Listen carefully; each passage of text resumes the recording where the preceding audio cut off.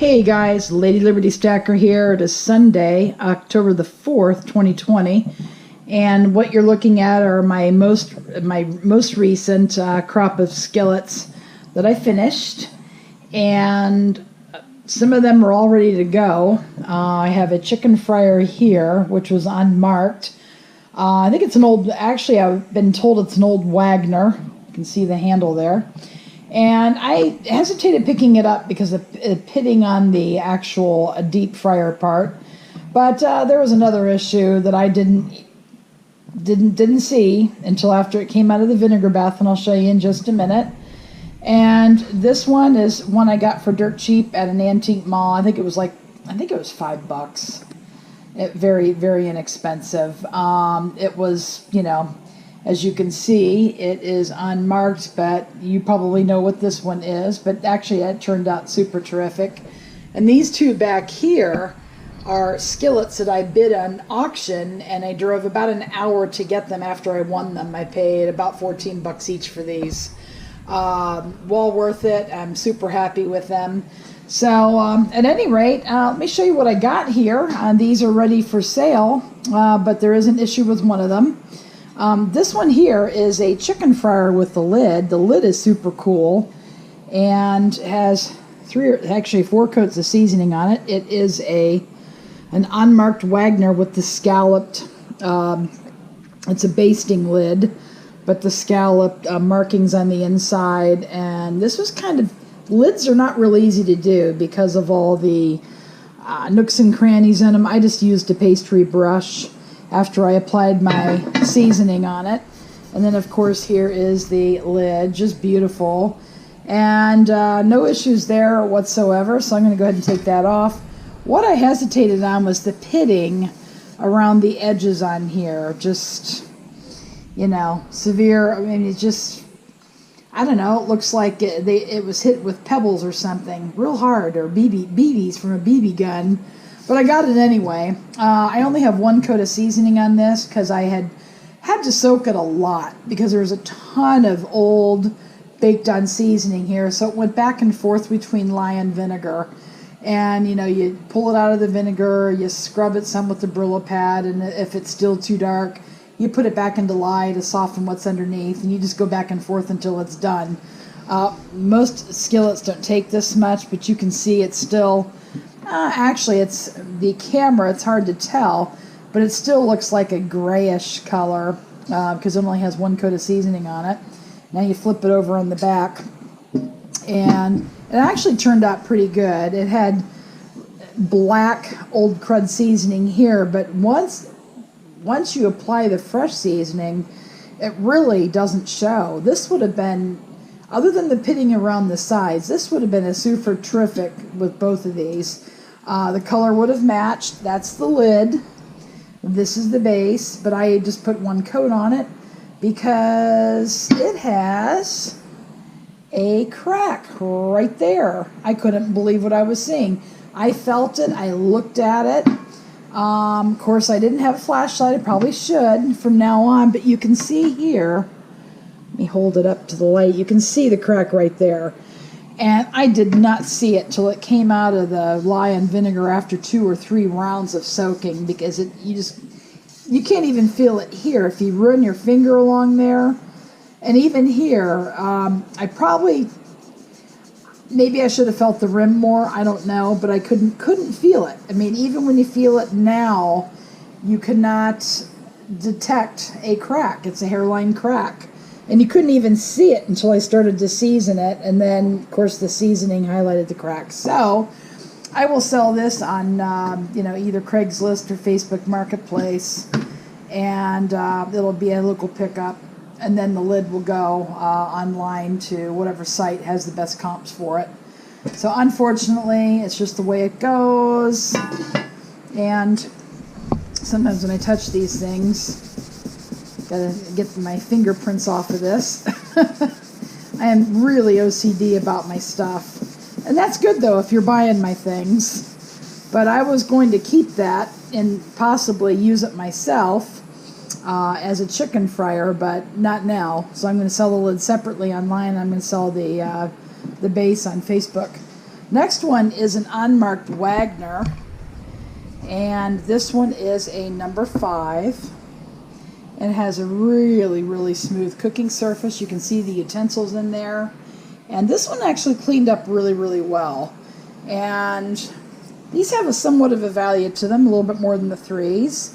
It says 8-inch skillet. And this was probably made, doesn't have made in the USA on them. I know Wagner would put made in the USA if they were made after 1960. They didn't have to do that, but generally speaking, if it doesn't have made in the USA on it, and it was an American manufacturer, it's generally made before that. So I would say this was in the 1950s. It just says 8-inch skillet. Has an E with the mold mark there. And usually if it's a Wagner, it'll have another E on the handle. And then of course it has a ridge there that flattens into a triangle into the side wall. But that one turned out just gorgeous, just beautiful. So I will put that to the side. And next up, let me move the chicken fryer over, it's really heavy.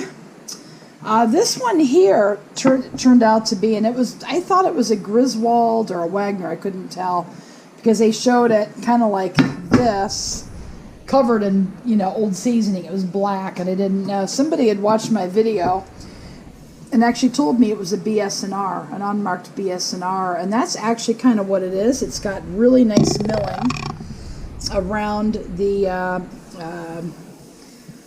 griddle here, and it's very smooth. It's got some staining that wouldn't come off, but it actually looks super, super great.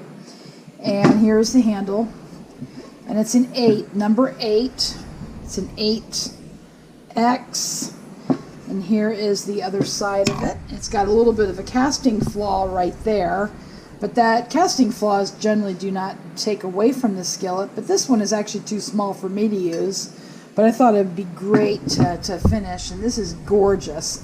Great just to make singleton paninis, pancakes, grilled cheese, grilled ham and cheese, tuna melts, even reheating pizza, and you can do that in the oven as well. So that is a super terrific. I love that. I'd love to get one for myself if it were larger. But anyway, that's a BS&R Birmingham Stove and Range. And then finally, what I was actually going for in that auction, because they were both auctioned together, was a Griswold large logo number 8. And this one has a little bit of movement on stove top, or on the glass top, but on a flat surface on coiled electric or gas range, it's going to sit relatively fat. You don't have much wobble at all, but it will spin on the glass. It will spin around a little bit in the glass cooktop. But it has a super smooth surface. I've never seen one really quite this smooth, just like almost like glass. This is, oh my gosh, this is super terrific. So this is a Griswold large logo number 8, and it was made, has the earlier handle on it. So this one, got something on there. We'll wipe it off.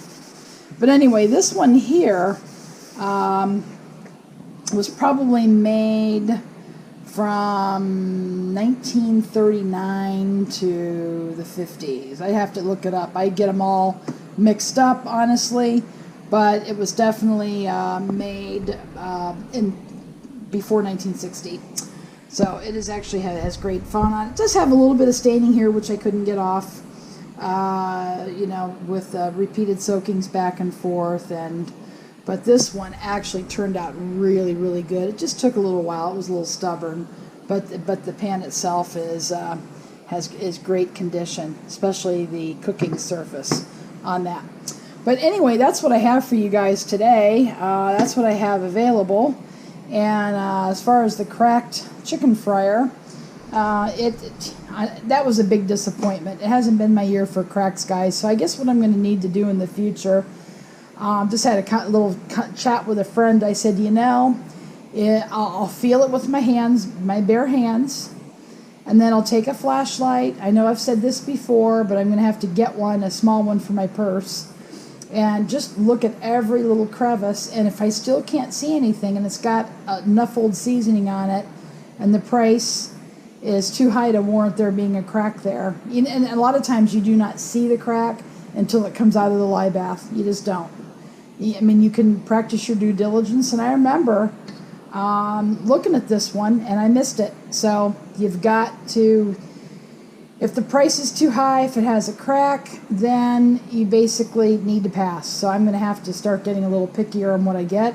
It's been the year for the crack for me, so hopefully next year I'll have a little bit better luck in finding stuff. And I did find some really good things earlier at the flea market this year.